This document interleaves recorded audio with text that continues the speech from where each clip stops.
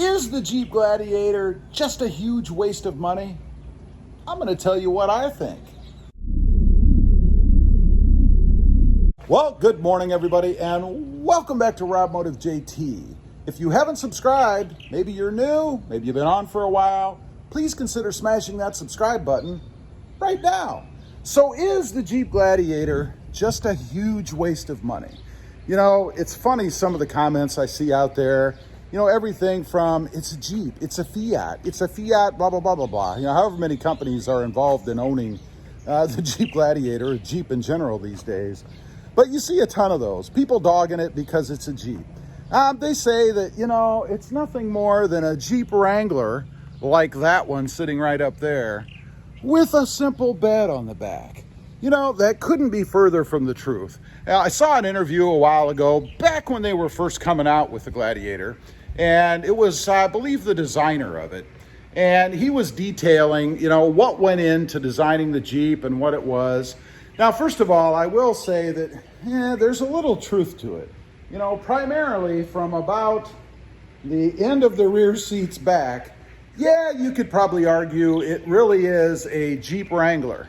But that's where it ends. Everything from the back of the Gladiator from the back of the seats of the Gladiator on back is brand new. The drivetrain, the setup, the suspension, the bed, everything, all the panels, all that stuff is brand new.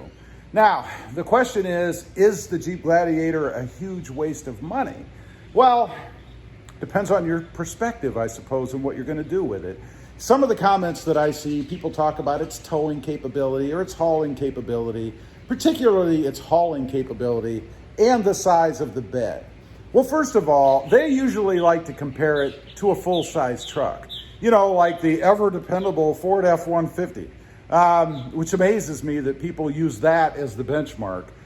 I mean, really, I've had a couple of Ford F-150s, and I gotta say, this is more reliable than they were.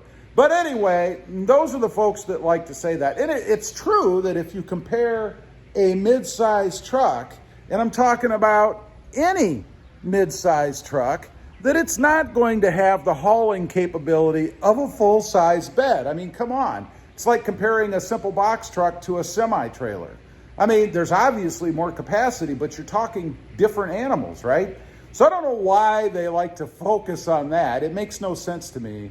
And I often wonder how many of these critics have really no claim. In other words, how many of them have actually ever driven a Jeep Gladiator? I think they're just looking at them and coming up with their own ideas of things, right? Simple things. You know, it's obvious that it doesn't have the hauling capacity of a full-size truck. I mean, come on. Let's talk about power. You know, I have mentioned many times on the channel about how I love the power of the Jeep Gladiator. And what I'm really talking about, I suppose, is more acceleration. You know, it jumps off the line when you want it to. It kicks down and flies up into gear and takes off when you're on the freeway, like if you're trying to enter from a ramp or something, or if you need to get around somebody. Took a trip last year, drove, I don't know how many hours, I forget, to Colorado. And we drove around a lot of people. You get on those back roads and you've got a slow-moving vehicle, and there were many. And you need to get around them, right? I mean, when I'm out there and I've got many hours ahead of me, I'm not looking to spend the whole time behind a tractor or something, right? So you need to have the power to be able to punch it and get around them safely. You can't do that if you're driving a gutless truck, you know? The Gladiator's nothing like that. Plenty of power. The way that they have it tuned, I think, is perfect for what it is. It is matched with an 8-speed automatic transmission, and I think it's a great marriage between the two, right? And I'll use the example. I have a Tacoma here behind me, and I think it's almost completely the other way around. You know, it's got a similar size motor, engine, but it doesn't have anywhere near the acceleration and power of what the Gladiator has. Not to mention, if you talk about automatic transmissions, it's still a 6-speed.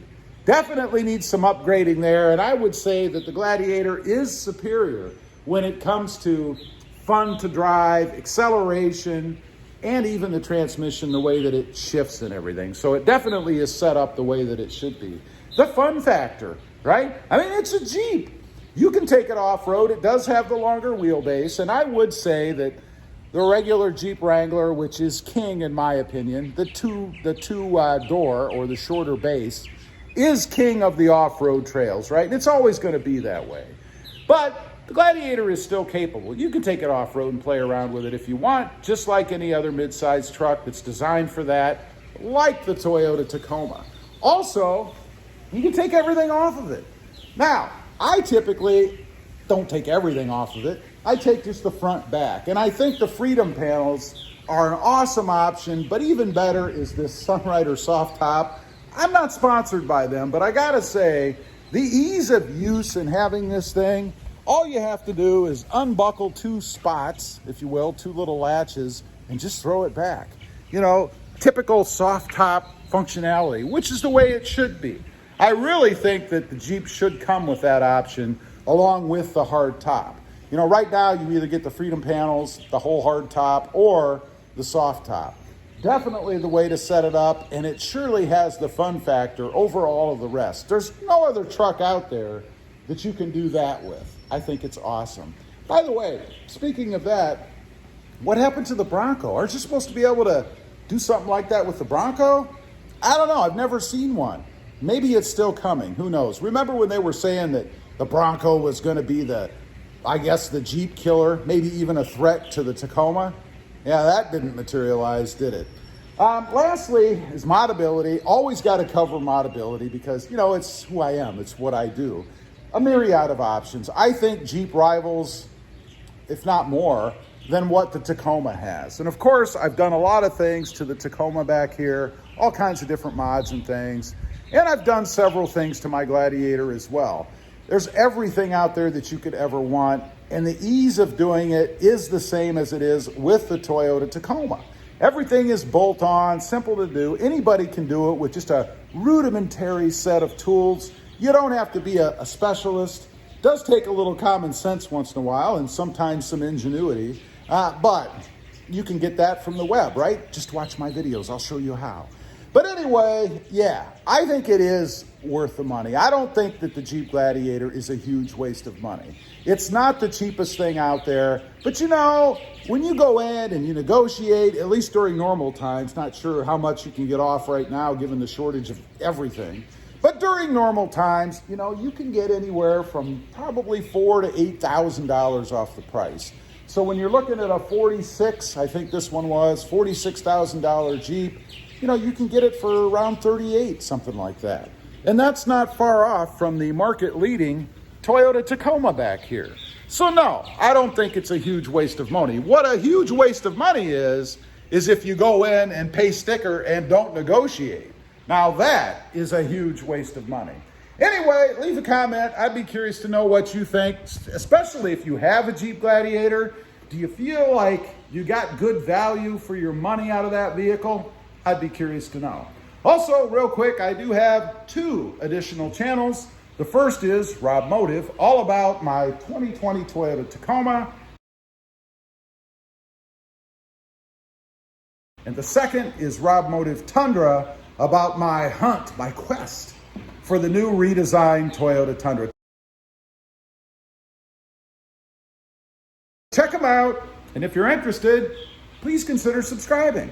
Don't forget to click that notification bell so that you don't miss out on any upcoming videos. Yeah, I'm talking to you. And also, don't forget to click that subscribe button. Thanks for watching. Stay safe out there.